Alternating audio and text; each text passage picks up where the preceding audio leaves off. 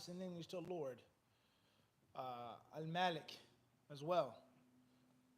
Okay, he who's worshipped as well. He who is obeyed as well. It's from the linguistical meanings of the word Rabb. As far as the technical meanings of the word Rabb, then if you look in the Quran and Sunnah, you'll find it being used for owner of the heavens and earth. The master, he who does what he wants to in the heavens and the earth. And also ma'bud, he who's worshipped and devotion is shown to him, right? And oftentimes you find the word Rabb being mentioned in an intimate sense. How many supplications is the word what? Rabb used. Rabbi, Rabbana. Right? Fada'a Rabbahu. He called upon his Rabb. It doesn't say his ma'bud, his ilah. It says Fada'a Rabbahu. He called his Lord. Right? And oftentimes there's another fa'idah.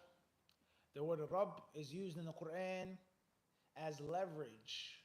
Leverage for those who accept Allah's lordship but don't accept his worship.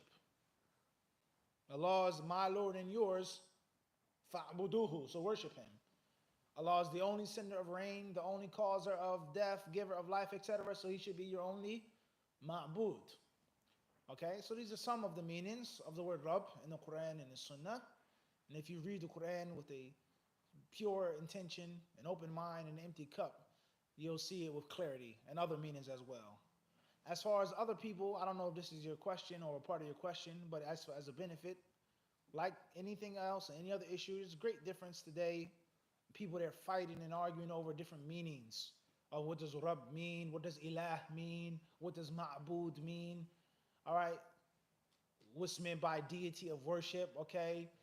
And of course, that leads to the discussion of the different affairs of Tawhid and Dawah, especially Muhammad ibn Abdul Wahhab. All right, making takfir upon people, calling them kuffar because of his definition of Rabb or Ma'bud, which is new, or etc., etc., etc. What's important is go back to the pure original Arabic language and go back to Quran and Sunnah, and whatever you find in the two, you must what? Adopt, period. Whether these scholars said it or they didn't, whether Muhammad ibn Abdul Wahhab was the only one who mentioned it, or whatever the scenario is, you have to go back to the organic original sources. And whatever you find therein, you what? You must take. So for argument's sake, I said argument's sake, Muhammad ibn Abdul Wahhab rahimahullah, let's just say, he discusses the term Rabb or Ma'bud. And what he bases his conclusion off of is the original language of the Arabs, and the clear-cut Quran and Sunnah. And let's say, for argument's sake, scholars for 1,000 years didn't say that or categorize it. Then what? So be it. If Muhammad bin Abdul Wahhab or other scholars, if they say something which is not in the organic sources, just discard it. All right? So it's very important to understand this. There's a great deal of discussion, and people, they don't realize that they're opening up a doorway to shirk, thinking that they're doing some type of scholastic academic research. But in actuality, they're just opening up the doorways to shirk. So be mindful. Wallahu alam. As far as the English language, that's a different story. Lord can mean many things. And there's similarities. Lord, the possessor, the master, the one who's mastered the thing, right? Landlord, he owns the land, all right? And also, Lord can mean other things. And that's a long discussion, of course, of Christianity as well. And what's meant by the translations in the New Testament, Lord, he's your Lord, the Lord, my Lord says. Jesus is the Lord, meaning he's the deity or he's the Sayyid, the best and the chosen, right? So that's a discussion in itself. And many people, they fall into problems by misusing the terminology, right? My Lord, meaning my king, my sovereign, right? They took their rabbis and their priests as lords, all right? Wallahu alam.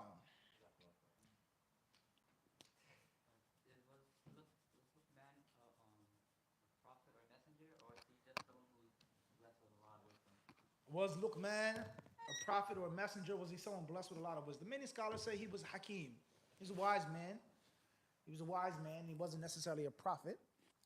And of course, there are other people in which there is difference of opinion on whether they prophets or not. Starting with Adam alayhi salam. Wallahu alam. Fadda Abu Hussein.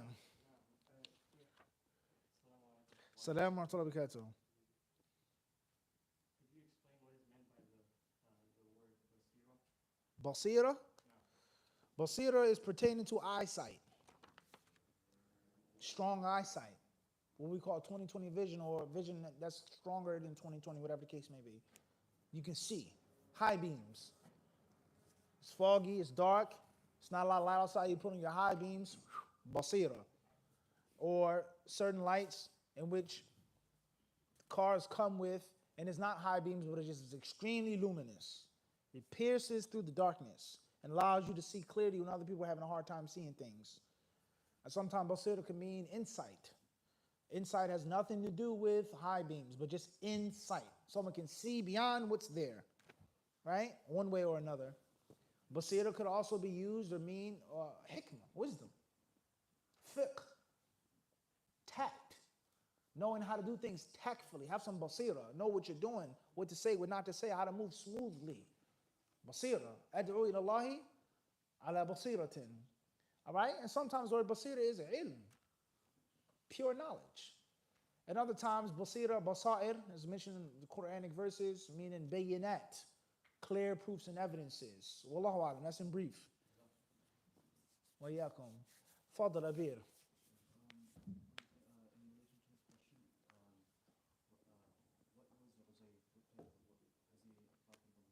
As well, there are many different things, different people over which there is khilaf.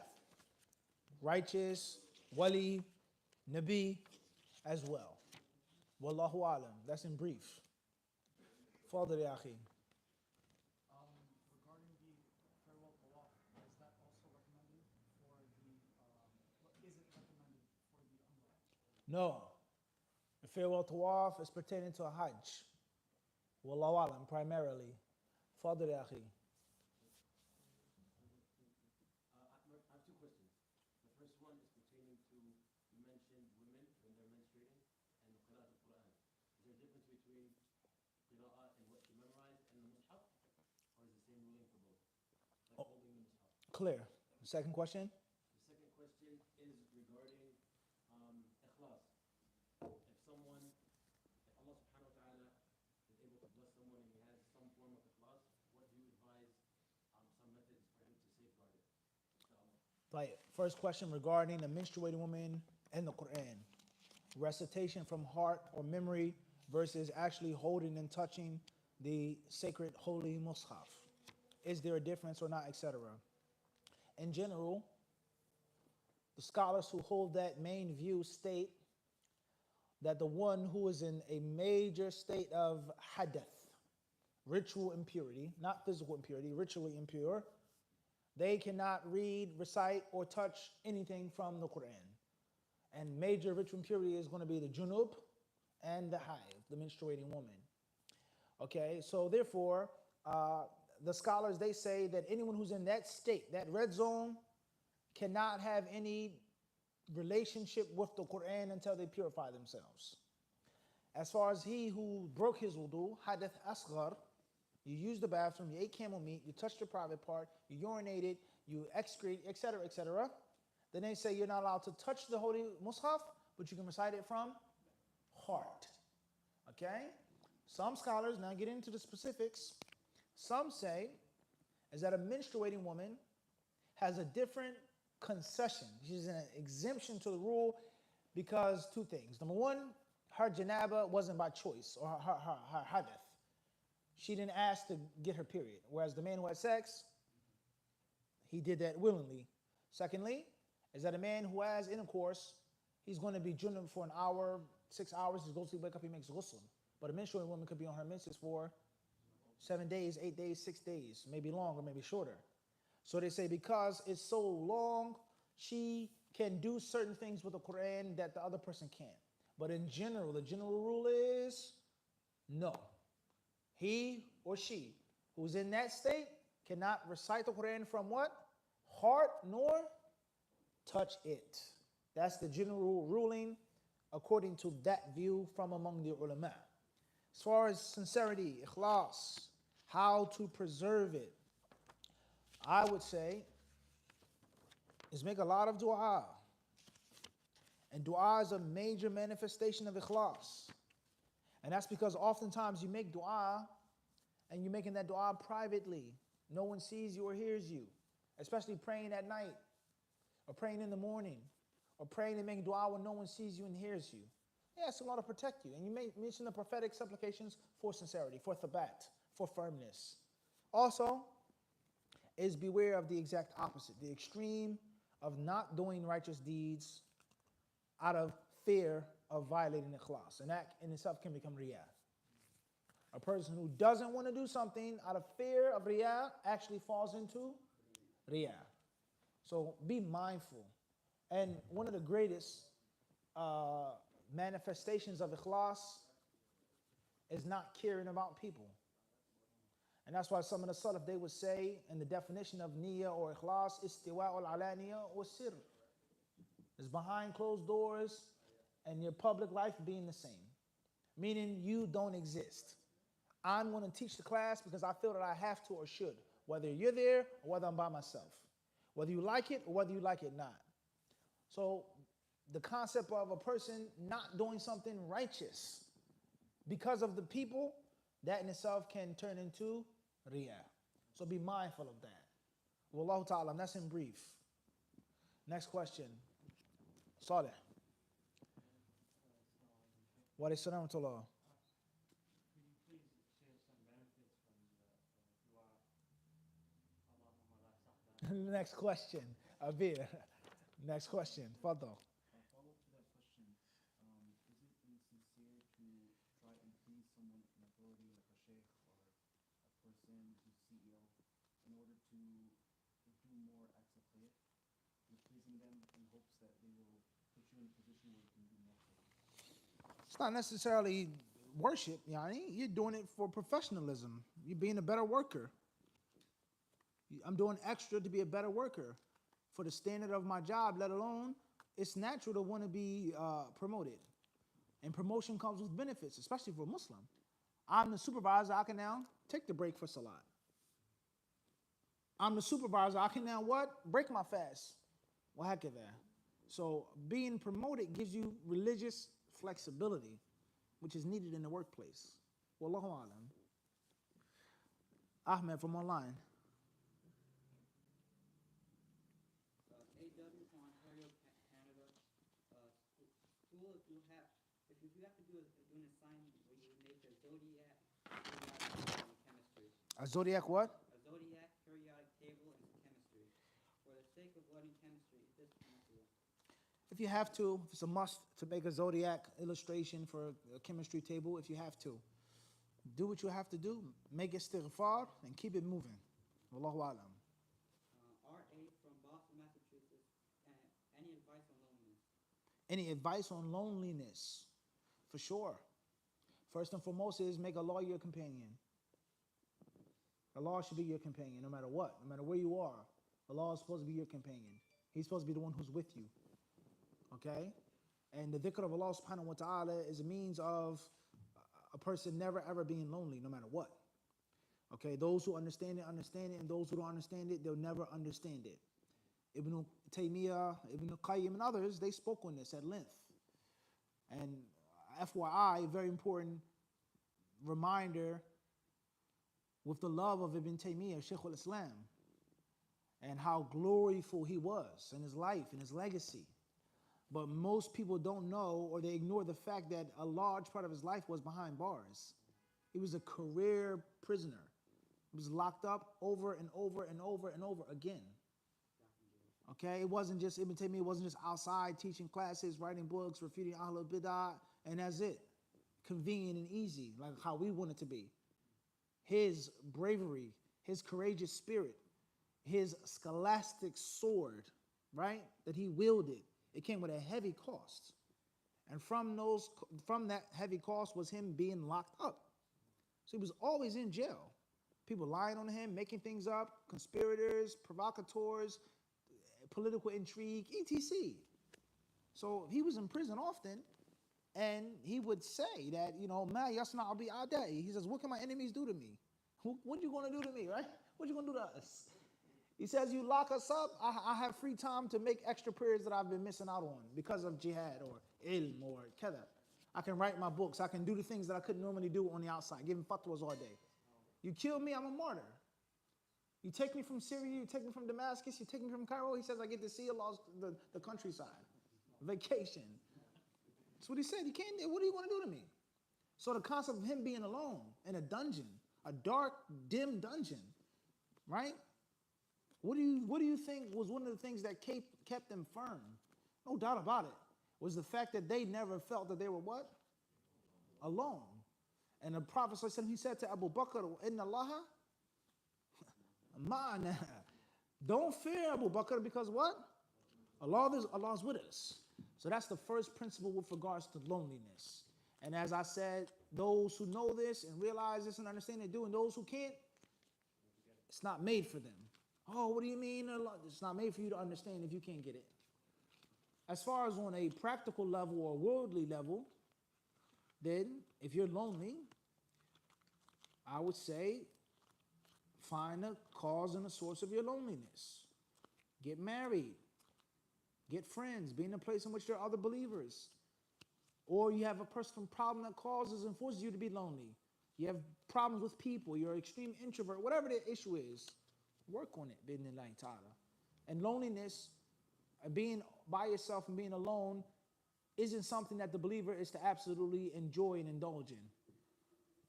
Sometimes, certain circumstances, certain situations, but a believer is not to just be by himself all the time. That's unhealthy. It's unhealthy, spiritually, let alone on a practical level, in which you're always by yourself. Every now and then you need your personal space, your personal time, or you may be locked up or somewhere. That's different. You have to travel. You couldn't come. I had to go by myself. But the believer should try his best to be with other believers. Get married, inshallah ta'ala. Have children, right? Things that prevent you from being lonely. Get a friend, all right? Have a cup of tea with a brother, inshallah ta'ala. Wallahu a'lam. Fadal ya akhi. Muzammil, ayn al-kutub? Ayn al-kutubu? Al-kutub. Under the Fa'ti biha. Inshallah. Fadal ya akhi. If you're a guardian over someone and that person is doing sin, do you are you supposed to be harsh with them? Being harsh? Yeah, and trying to make them straight, or Clear. If you're a guardian over someone, it's your job to enforce Allah's laws on them. Keeping in mind the importance and the virtue of gentleness. Sometimes you have to be firm, right? You have to learn how to blend between a smile and a frown, a punishment and a reward. You have to be mindful of who the person that you're a guardian over. What's the relationship that you have with them? Are they afraid of you? Do they love you? Is it both? Do you have that connection with them? Or is it distance? Okay? So you have to look at all of those different factors, but at the end of the day, you are responsible for them. You are their guardian.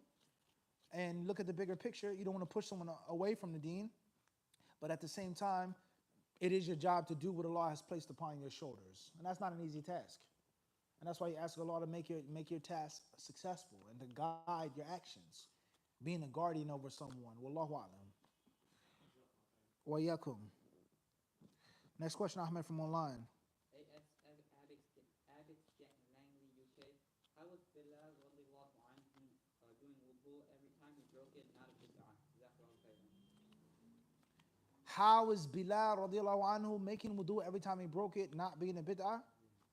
Anything that the Prophet sallallahu alaihi wasallam acknowledged and approved of is sunnah. Wallahu alam. Jazakallahu khairan. Fadl ya akhi. Khalas Abu Hussam. Intaha. The door, the gate is what? Locked. Oh, ya akhi. Fadl. Is there an opinion, or what is your opinion regarding using the English weekdays, such as Monday, Thursday, Thursday, An English weekday? It depends on who you work for. If your job's if your boss is a non-Muslim, you're going to say Frizz Day, huh? The day of Freya, or this goddess when it's time to get your paycheck, right? And if your boss is a Muslim, then you say Jumu'ah, inshallah. You get the point I'm trying to make? Your job, your boss is expecting you to be at work on the day of the moon, moon's day. You're not going to tell them, this is Gufar, I don't worship those Viking. Thor's day, you're working. You get it?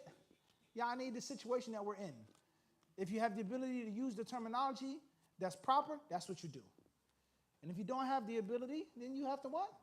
Fear Allah the best way you can. Next question. Assalamu alaikum, ST from Philly, PA, for janaza prayer. If the Muslim brothers and sisters are in one room, odd rows for brothers' rows and sister rows for both. Are the what? I'm sorry? Odd number? Odd number. I don't understand the question. There's like some imams in the masjid, they say you have to make the line odd number. 3, 5, 7, 9. I don't know anything about that. La adri. QB, London, UK. During individual prayer, can I walk forward into the slots in front of me so I can use another brother as a sutra? There's nothing wrong with taking a few steps front or to the right or to the left to preserve the sutra. That's fine, inshallah. 8K STL Montana. Assalamu alaikum, Mufti. I recently purchased a food product, and after looking at the ingredients, I noticed it has nutmeg listed. Is it permissible to eat, or should I throw it away? Nutmeg is lawful in a food, inshallah. It's not an intoxicant in a food. In a cake, cookies, biscuits, brownies, or something like that is permissible. Wallahu alam. Eggnog is a different story. AS Abbott, Gang, Langley, UK. Should you turn and face those who prayed behind you after the taslim if you were the imam? Jazakallah khair. The sunnah is to face the people after the taslim. No doubt about that. Whether it's the forward, right, or left side. All of that is sunnah. AS Abbott, Langley, UK. Is the Prophet sallallahu alaihi wasallam praising Muhammad al-Fatih in the hadith? Right, clear. Did the Prophet ﷺ praise Muhammad al-Fatih, Mehmet the conqueror, in a hadith that states, indeed, you will conquer Constantinople. So what an excellent what? What an excellent what? A leader, that leader is, and what an excellent army, that army is. Is he praising Mehmet the conqueror? At the end of the day, and Mehmet the conqueror did what? Took Constantinople. Khalas, yani. That's what we say. The Prophet said that it will happen, it will take place, and there will be an excellent leader and an excellent army. Allahu alam, anything above and beyond that. Next question. NA Valley Stream, New York. If someone was offered a very good job position with a generous salary, everything about this opportunity was a very perfect fit. AS Abbas Langley, UK. How to become a mufti? Jazakallah khair. How to become a mufti? I don't know. It's something we're all searching for. Next question. QB London, UK. Is the semicircle happen also inside the qibla where one can face any direction? Is the semicircle? Happen. I don't know what you're talking about. What about it?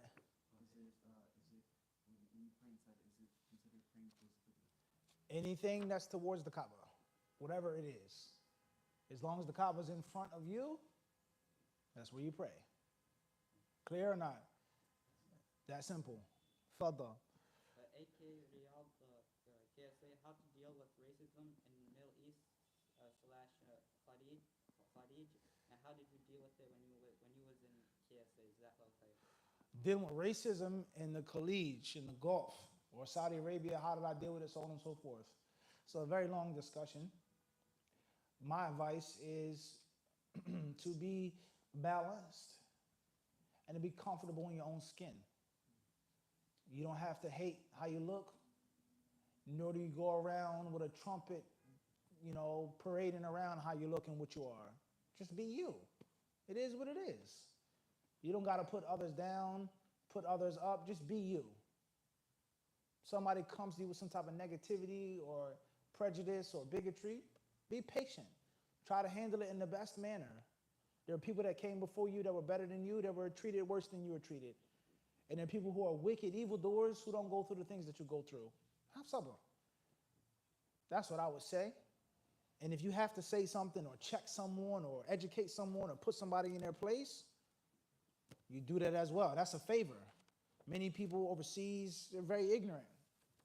And people in America and other countries are very ignorant with regards to history and race and background. What's important is don't get caught up. Don't get caught up in the racial thing, the black and white thing. Don't make everything into a black-white thing, black Arab thing, American Arab thing. Don't get caught up. You do you. What are you in care and say for? To learn, to live, to get married, to study, to trade, make hajj. Handling your business and what? You bounce. Don't get caught up. If Allah sends something your way, be patient upon it. If you have to give someone some advice or someone is disrespecting you, you have to say something, then you do that. But don't get stuck on the glue trap of race. Because race and racism and prejudice, etc., is a very sticky glue trap. There's a long discussion why Arabs are the way they are, why black people are the way they are, why West Africans are, why Africa is the way it is, etc., etc. It's a very long discussion. Jahiliyyah, yani. Allah musta'an. What's important is you bring a change to the world. You bring positivity to the world. You walk the way you're supposed to walk. You handle your own business. You be comfortable in your own skin. Don't go extreme on either of the two sides. And Allah knows best. Hey, from Mississauga, Ontario, what is the best way to seek knowledge part-time if you are forced to work full-time and is unable to go overseas? Best way of seeking knowledge part-time is use the internet. Alhamdulillah. There are many different classes. There are many different online courses that are provided by many people on how to learn, how to study. If you wanted something specific from me, I would tell you how to become a serious student of knowledge. The course is there. Check it out. Wallahu alam. And Birmingham, UK, on the issue of wiping over the socks for the resin, is it one day and one night or is it 24 hours? For example, if the person wiped in the afternoon, how would you count? 24 hours, regardless of how many prayers you make and regardless of how many times you wipe. 24 hours. The first time that you wipe, that's when you begin your calculation. Not putting on the socks or the shoes, but the first wiping. Wallahu alam. And Birmingham, UK, when is a person considered to have missed a prayer because of sleep? If he has two alarms, for example, he hears them, he wakes up and puts them off and intends to put his head down for a few seconds. He does this for the second alarm, the second ends up being At the end of the day, if you hit the snooze button and you're still asleep, inshallah, you're not accountable. If you're up, you're awake, you're aware of hitting the snooze button and what you're doing, different story. Sometimes it's a little hazy. You're in the middle. You're tired, you're exhausted, you're sick, or whatever the case may be. You realize that the alarm is going off. I just need 10 more minutes, 5 more minutes. It's going to make it easier. And sometimes, it's ijtihad. You may be asleep, you may not be asleep. Only Allah subhanahu wa ta'ala knows. What's important is try your best to get up and try your best to pray on time. Seek Allah's help and you'll find it. Bidnillahi ta'ala. Wallahu alam. AK Riyadh PSA, can we see a meetup of Sheikh Uthman bin Farouk and Mufti Munir soon? It would be amazing. Sheikh Uthman Farouk. Khairan. Sheikh Uthman in San Diego. Alhamdulillah, I met him once when we were out there. And I would say about him, he's very pleasant brother. Very humble, very down to earth, very warm. He invited us over his house. Him and his friends and colleagues, they laid it out for us, me and Abu Sa'id. We had a great time. Very, very warm brother, mashallah. Very knowledgeable, very learned. And one thing that I admire about him, if you watch his videos, he's very patient and calm when he debates. I wish I was like that. Doesn't get bent out of shape. You don't see him get mad or angry. He keeps his composure, right? Like a professional boxer. Jab, no holding and headbutting, and just keep jabbing the opponent. Keep hitting them, precision. You understand? That's a very admirable thing. And many people in dawah, they get mad, they get angry, they get egotistic, or they lose their cool, or they start swinging wildly, throwing haymakers. And he's just what? Bang, bang, bang. You can do, say whatever you want, proof, evidence, bang, bang, bang. So that's a very admirable thing. I would love to meet him again. I would love to collaborate with him if that's Allah's will. Inshallah. May Allah bless him. May Allah keep him firm. And may Allah keep all of the brothers in San Diego upon a straight path and reward them for everything. Ameen. And that's also, FYI, violation of the rules. We went against our rules. We don't mention good or bad for specific personalities in the live Q&A. People may say, and the reason why I say that is, oh, you just make that rule because you don't want to talk about nobody, or you want to dodge something like that. Someone could ask us about someone who we like, who we love, who we think is beneficial, but we have a professional standard of what? Wallahu a'lam. SC, Jamaica, Queens, New York City. I know that praying sunnah, salah, sitting decreases the reward, and praying 4 rak'ah sunnah before. Next question.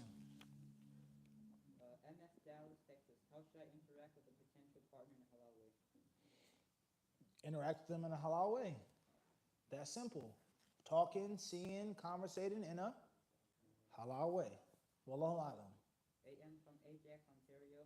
I heard that a person doing actions that are mustahab can make up for any shortfall in his obligatory actions. Is this true?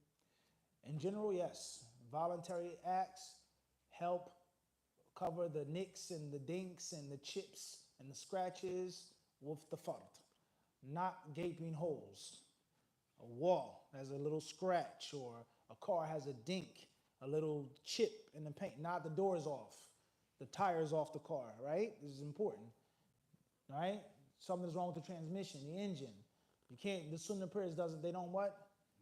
They don't make up for that, right? This car has a little issue with, with the door, but the interior is really nice. There's wood grain in it, methane, right? It's not the newest Mercedes-Benz, but it's a what? Vintage, right? Hard to come by. Well, not something which is in the foundations. Problem with the frame. Many people, they may think that I can pay sadaqah and that will cover me missing zakat. La, rather, small shortcomings within the zakah can be, inshallah, covered up by the extra sadaqah. Small problems with the fard prayer, inshallah, can be polished or patched up, makeup work, whatever, by the Wallahu alam. Ajax, Ontario. I want to go overseas and seek knowledge, but during my last fraction days, I committed to having a finance car, and I have student loans. Do you have any advice? We'll stop here tonight. Allah subhanahu wa ta'ala surely knows best, and with him is all success. Alhamdulillah Rabbil Alameen.